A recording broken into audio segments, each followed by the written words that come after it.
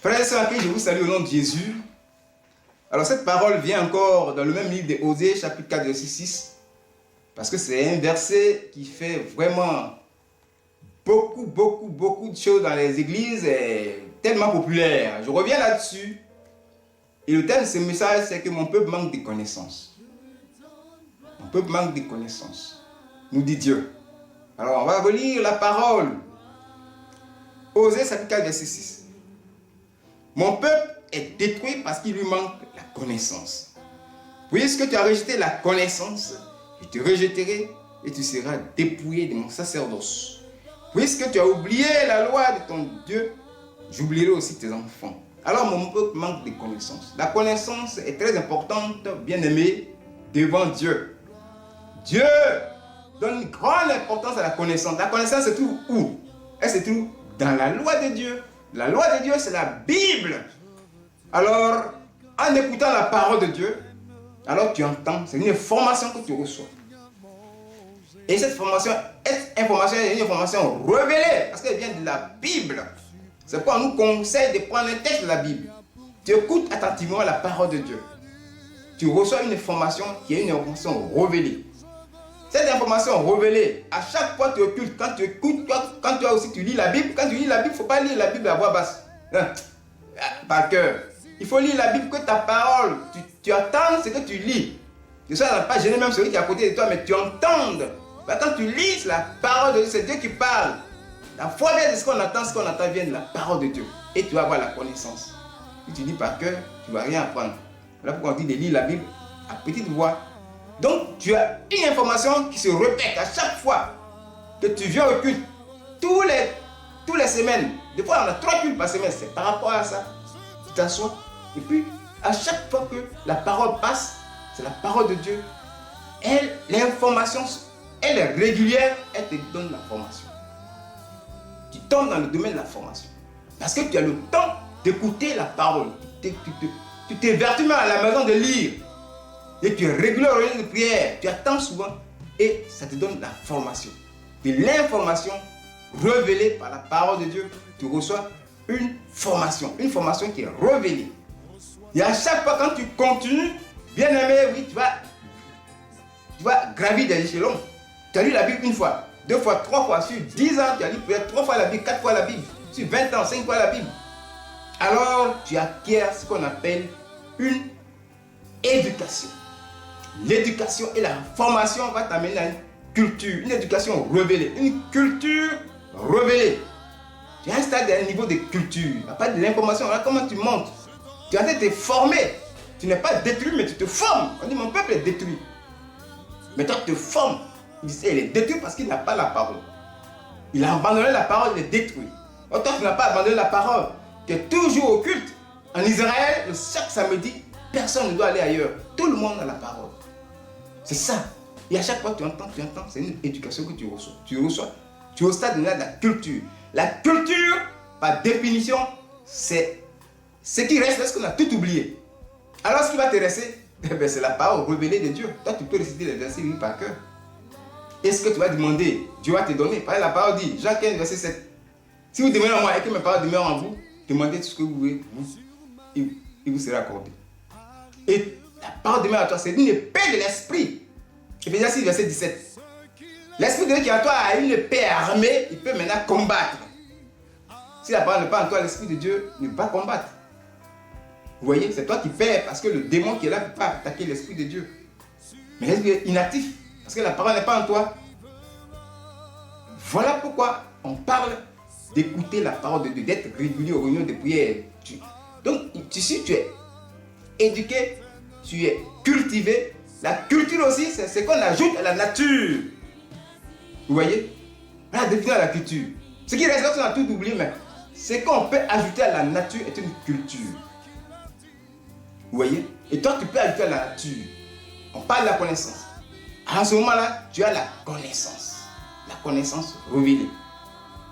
Ce qui reste, que tu as tout oublié, c'est une connaissance. Tu es arrivé au niveau de la connaissance. Tu es cultivé, tu connais. Et à partir de ce que tu connais, tu peux être utile au monde entier. Vous voyez, tu as appris, tu as été formé. Mais on t'a répété. Tu Tu as été un apprenti. Et maintenant, alors, il faut aller encore à un niveau supérieur. Ceux qui réussissent maintenant, c'est ceux qui ont la capacité de mettre en pratique la connaissance qu'ils ont apprise. C'est la capacité de mettre en pratique la connaissance. La connaissance même, par définition, c'est la vérité.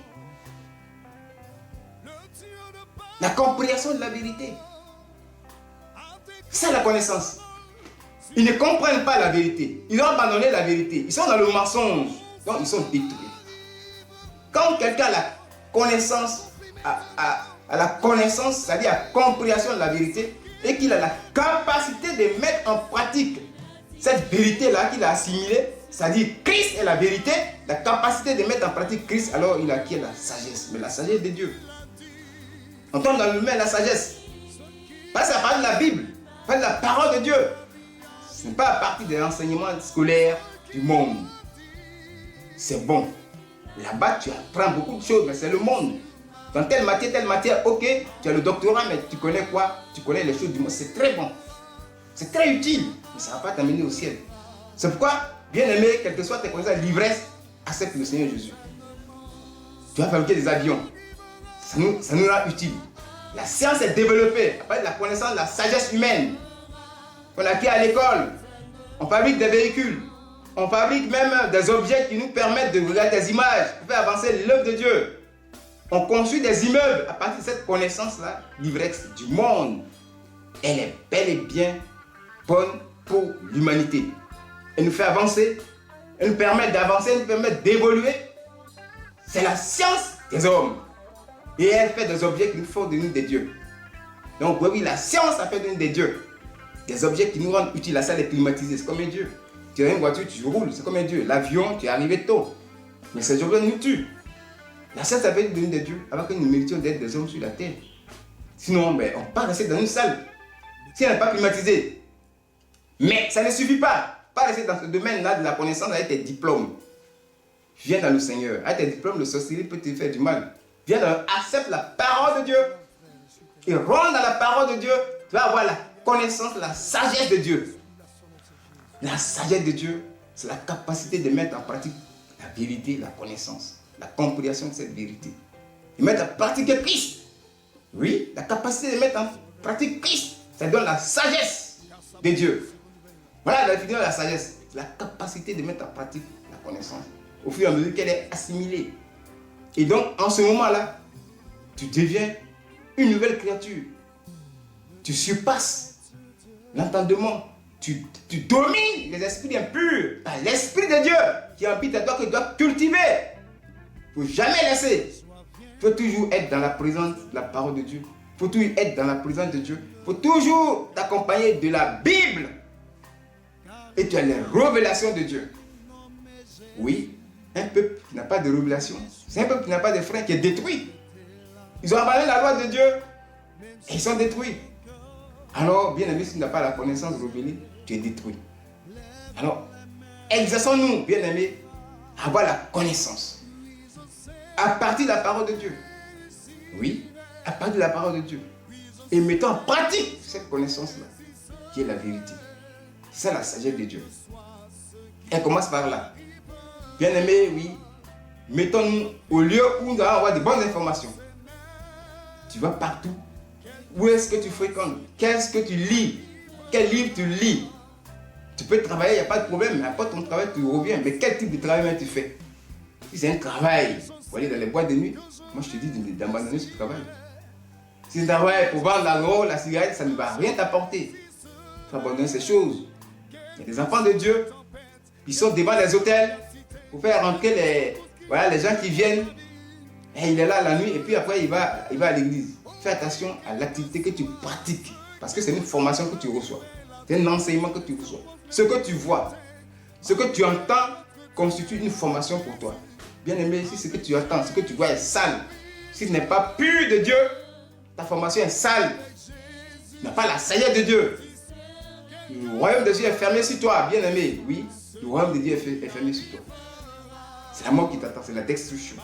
C'est quoi pour faire attention, là où nous partons, ce que nous faisons, à quoi on se livre. Fais attention à nos activités, que nous pratiquons sur la terre des hommes. En tant qu'un enfant de Dieu, il y a des activités qui te conviennent. Pas toutes les activités. Tu vas apprendre des choses. Bien aimé, tu vas exercer tes pratiques de films de pornographie. Est-ce que tu es un enfant de Dieu? Mais non, il n'y a pas d'évolution morale dans le monde. Pas de progrès moral. On peut progresser, avoir des immeubles, avoir de belles voitures.